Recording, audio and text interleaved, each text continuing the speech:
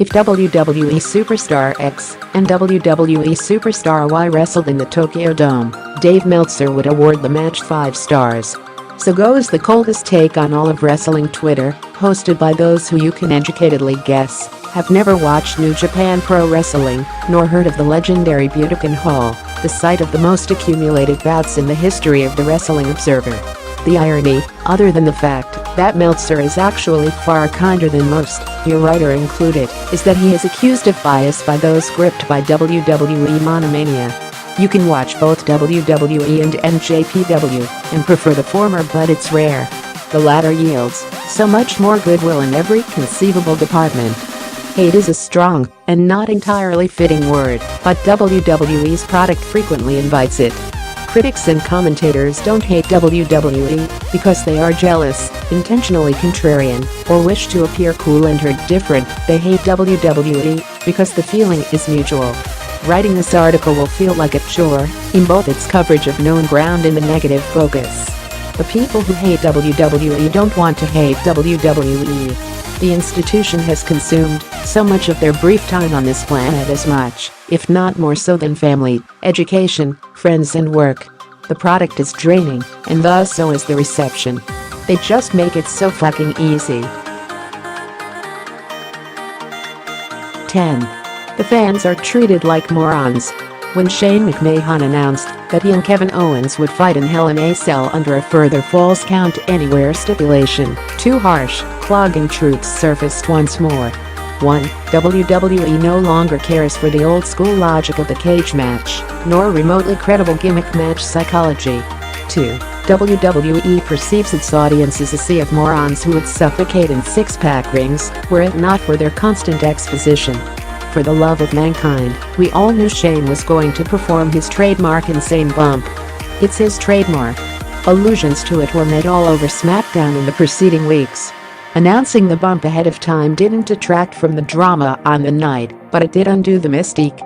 This practice is alienating, and it destroys intrigue and conversations, so it's almost just as well that the company lurches from one controversial misstep from one day to the next.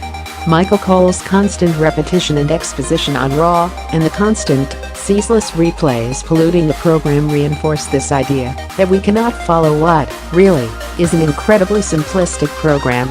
The Hype Bros are in the midst of a split. We know this because the lingering backstage segments are blocked like a daytime soap opera, and because the commentary team points at the tense body language. Imagine if Days of Our Lives was narrated. We're a few short years removed from an actual clap-o-meter. The principal rule of writing a show, don't tell. WWE shatters it and the goodwill of the fan base on a weekly basis. 9. The product is essentially cursed. Too often, WWE resembles Rick and Morty's slant on Stephen King's Needful Things, a deeply ironic and downright antagonistic exercise in wish fulfillment. Fans long to see Shinsuke Nakamura evolve WWE's in-ring style further and add a new dimension to the idea of what a WWE superstar itself represents. Within just 6 months on the SmackDown brand, his work rate declined within the road underdog mold. He now exists as a sacrificial lamb slaughtered at the behest of the cynical Jinder Mahal experiment. Fans long to see The Undertaker ride his hearse into the sunset in order to make way for a new generation of talent. Roman Reigns, the symbol of strife, swung the axe. Fans, for years, longed to see a cruiserweight division. We received our wish. The action is only nominal and not at all dissimilar to what is presented on the main roster, only with fewer stars and an utter lack of audience enthusiasm. Fans long to see Eric Rowan and Luke Harper return to TV. They did so complete with the cheesiest props this side of Rocco the Dummy. WWE recognized the shifting wrestling landscape with NXT. The stars of that show are now dimmer under the bright lights because a man impervious to change controls the switch. Fans long for a new WWE. Fundamentally, it feels at times as though WWE recognizes this, but revels in snatching the prospect away. 8.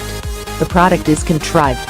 This week's SmackDown saw the New Day and the Usos call a truce and draw a line under their brilliant feud. It was a good, authentic segment. It felt well earned. And then, WWE dusted off the formula. The Hype Bros interrupted and complained that the same two teams steal the credit every week. The same Hype Bros who decisively lost a match at Hell in a Cell.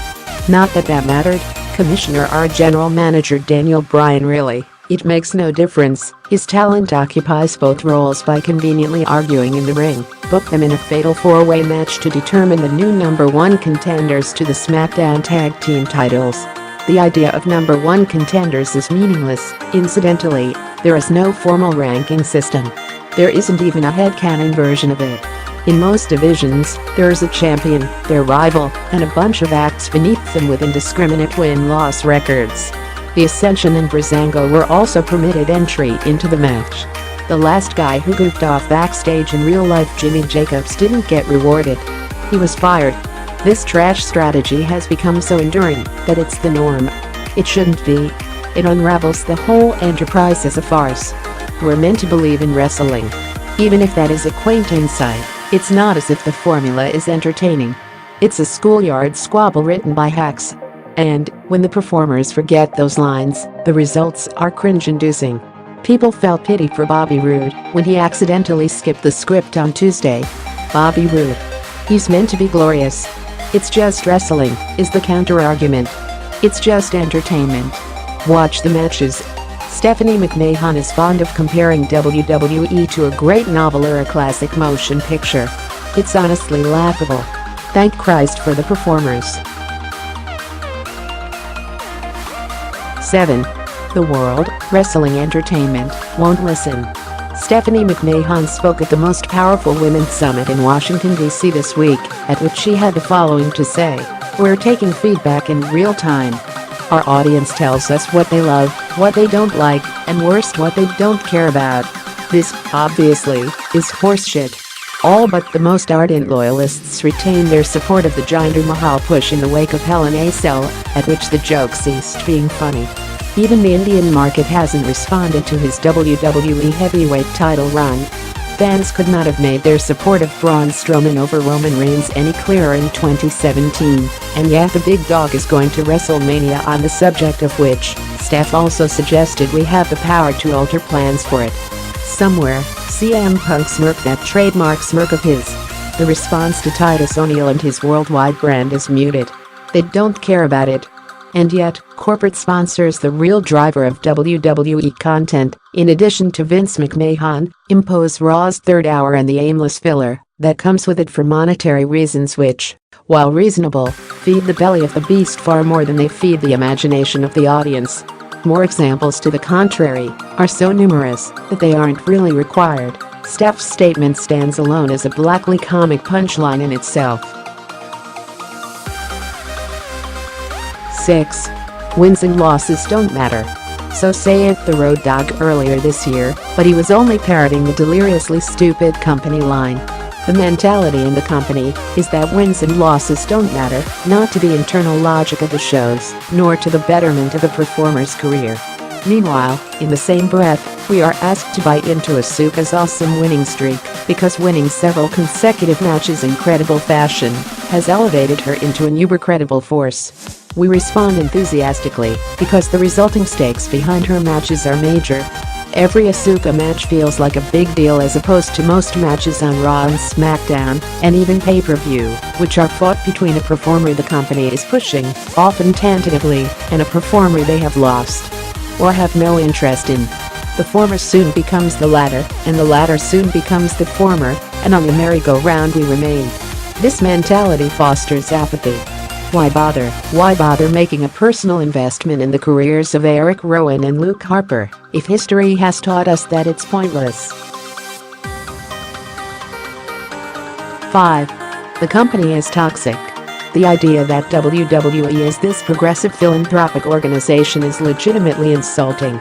The recent Dana Warrior segments were so horrendously timed, it would have been laughable were it not for the very recent and upsetting death of Bobby Heenan, whom her husband so callously disrespected in his final years. The recent death of Memphis wrestling legend Lance Russell, a thoroughly nice man in a notoriously unpleasant industry, didn't warrant a passing mention on WWE television. There is no way of monetizing his historic, localized legacy to a modern international audience, obviously, but a brief gesture of respect was naturally lost on an organization lacking it. Also ignored was Sami Zayn's funding of a mobile medical clinic in war-torn Syria, a profoundly, genuinely philanthropic gesture WWE refused to publicize.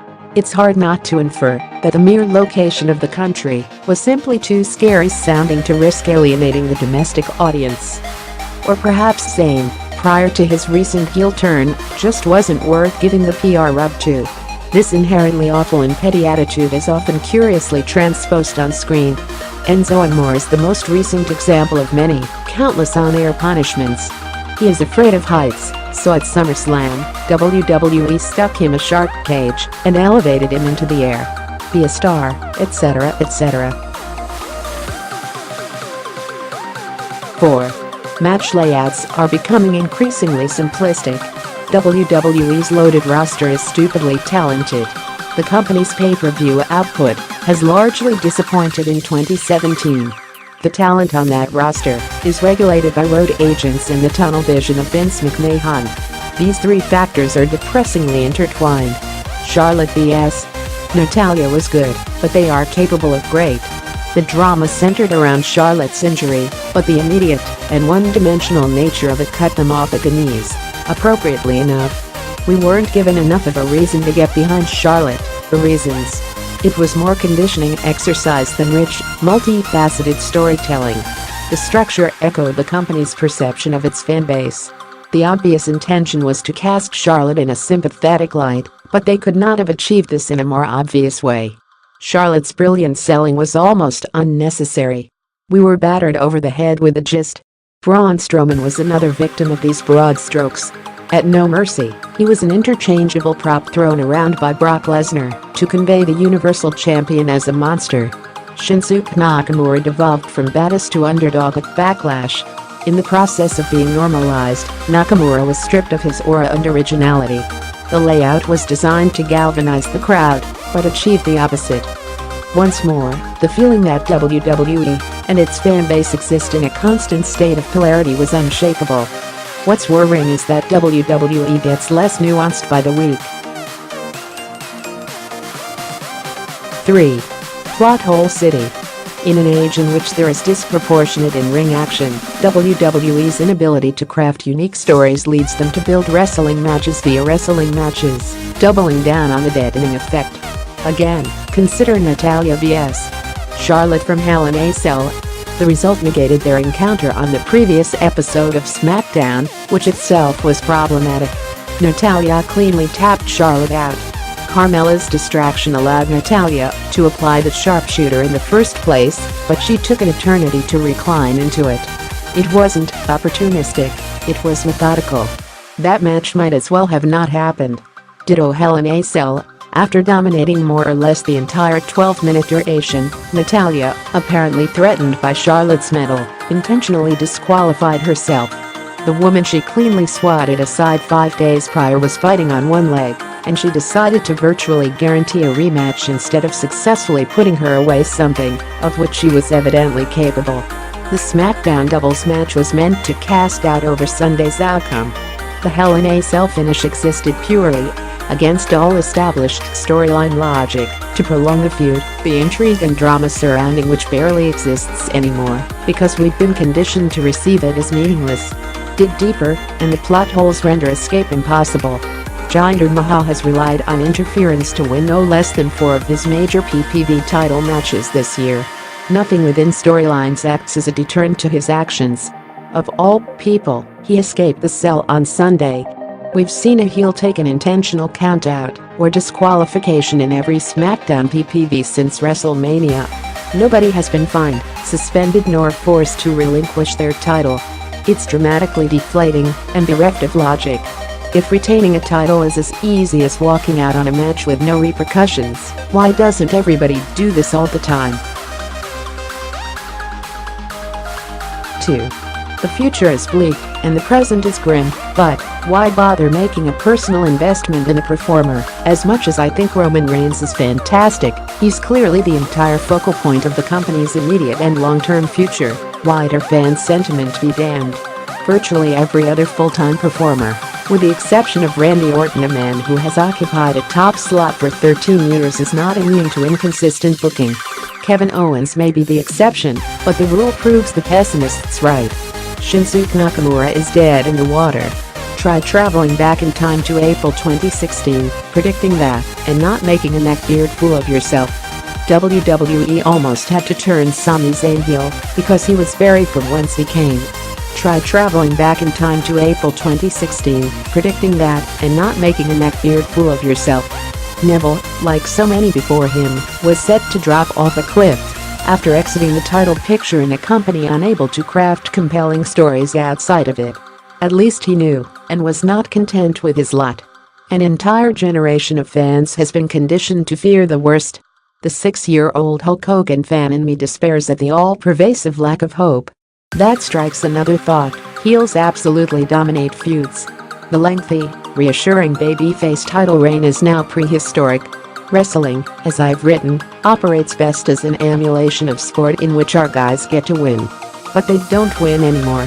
There must be a correlation with the largely silent TV crowds on any given flagship broadcast. NXT isn't as buzzworthy as it was between 2014-15, despite the takeover specials maintaining the superb company best form in the 2 years since. Has the largely abysmal treatment of main roster promotions robbed NXT of its positivism, and, consequently, its viewership? 1. We can't help but come back. The obvious answer is to simply stop moaning. Or stop watching, which is easier in theory than it is in practice, even for those who don't write about the industry for a living. Even in 2017, the year of the Ginder, with its Punjabi prisons and horrific houses, WWE is selectively magnificent. Goldberg vs. Brock Lesnar was a sensational antidote to the bloated WrestleMania 33 card, capping off an unexpected triumph of a program. The New Day vs. The Usos rivalry was sensational in ring, and from the elusive character perspective. The Raw Tag Team title scene has provided genuine emotion and match quality, enjoying the warm reception of an Indian summer. NXT is still great. We're getting War Games next month. War. F-King. G-Mess. This company always finds a way to bring you back. It must be doing something right. Even when we rage against the cornball scripted dialogue, such a clear barricade to a performer's career, the typewriting monkeys deliver a classic. Baron Corbin's cry, cry, cry and I will buy a boat to sail down your river of tears line was pure poetry. WWE is a company in a luxurious position and has become gluttonous. But we're getting War Games next month. War. F-King.